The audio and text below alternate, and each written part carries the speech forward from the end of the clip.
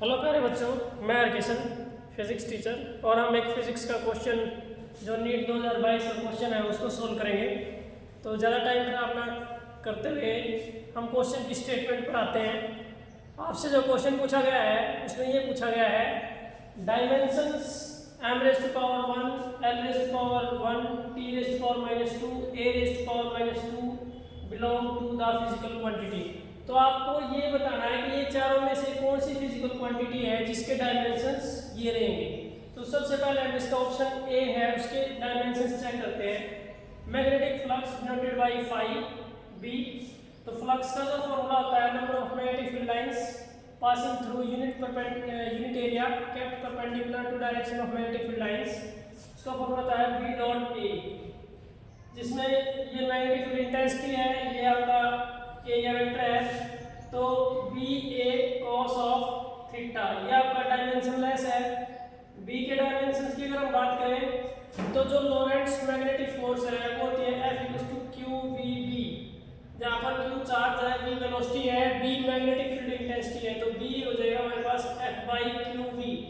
तो इसकी वैल्यू हो जाएगी F/QV × A। A आपका यहाँ पर एरिया है, ये A यहाँ पर सिंबल ऑफ एम्पियर है। जो करंट हमारी फंडामेंटल फिजिकल क्वांटिटी है उसकी यूनिट होती है एम्पियर, उसका सिंबल ये है। यहाँ पर ये एरिया नहीं है, ये यहाँ पर एरिया वेक्टर है। तो एरिया के डायमेंशंस होते हैं l⁻², फोर्स के होते हैं mLt-2,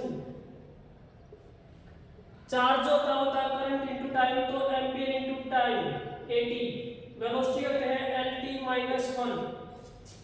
तो L से ये कैंसिल हो जाएगा, t⁻⁻1 से ये t गया, ये ऊपर चला जाएगा। तो mL0 t-2 और a-1।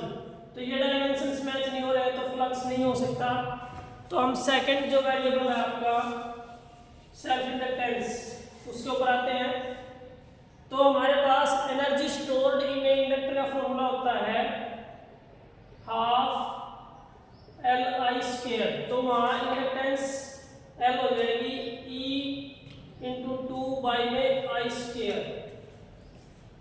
2 आपका एक नेचुरल नंबर है, डायमेंशनलेस कांस्टेंट। एनर्जी के जो डायमेंशन होते हैं वो होते हैं mL2t-2 बाई जो यहाँ पर करंट है उसके लिए हम सिंबल यूज करेंगे A एम्पियर, उसकी पावर 2। तो हमारे पास मिलेंगे mL2t-2 और A⁻²। अगेन ये भी मैच नहीं हो रहा है तो सेकंड भी नहीं हो सकता, फर्स्ट भी नहीं हो सकता। अब हम बात करते हैं थर्ड, मैग्नेटिक परमिएबिलिटी। तो मैग्नेटिक परमिएबिलिटी के लिए जो हम फॉर्मूला यूज करते हैं, तो करंट कैरिंग जो वायर्स होते हैं, पैरेलल करंट कैरिंग वायर्स, उनके बीच में जो फोर्स हम निकालते हैं F = ILB। उस फॉर्मूले से जो हम इसकी फॉर्मूले की वैल्यू पुट करते हैं तो F = हमारे पास फॉर्मूला होता है μ0/2π × I1 I2 × length by R। ये हमारा फॉर्मूला होता है। तो इस फॉर्मूले से जब हम देखेंगे तो μ0 के हमने डायमेंशन निकाले हैं म्यू के, तो म्यू = हो जाएगा F × 2πr बाई में I1 I2 × L। तो इन सब के हम डायमेंशंस यूज करेंगे। फोर्स के होते हैं mLt-2, ये आपका डायमेंशनलेस कांस्टेंट है। जो रेडियस है लेंथ होती है उसके L। नीचे आपके पास ये करंट है तो इसका एम्पियर, इसका भी एम्पियर इनटू L।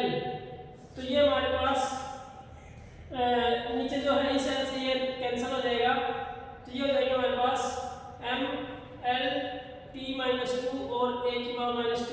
तो ये वाला मैच हो रहा है, तो ये हमारा ऑप्शन क्या रहेगा, करेक्ट। तो ये डायमेंशंस आपके मैच कर रहे हैं मैग्नेटिक परमिएबिलिटी के साथ।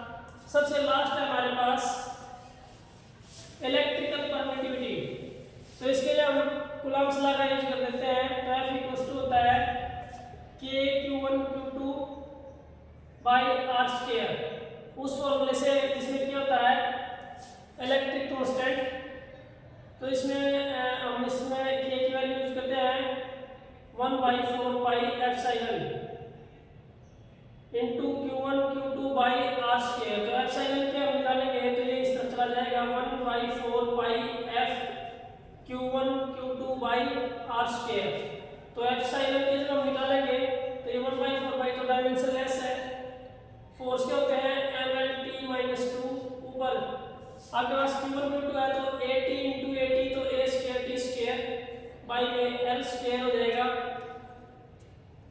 तो इन सब के जब हम निकालेंगे तो ये m ऊपर चला जाएगा m-1 l into l square तो l की पावर -3 t की पावर -2 ये है और 2 ये है तो ऊपर जाके ये प्लस हो जाएगा तो t की पावर 4 और a स्क्वायर।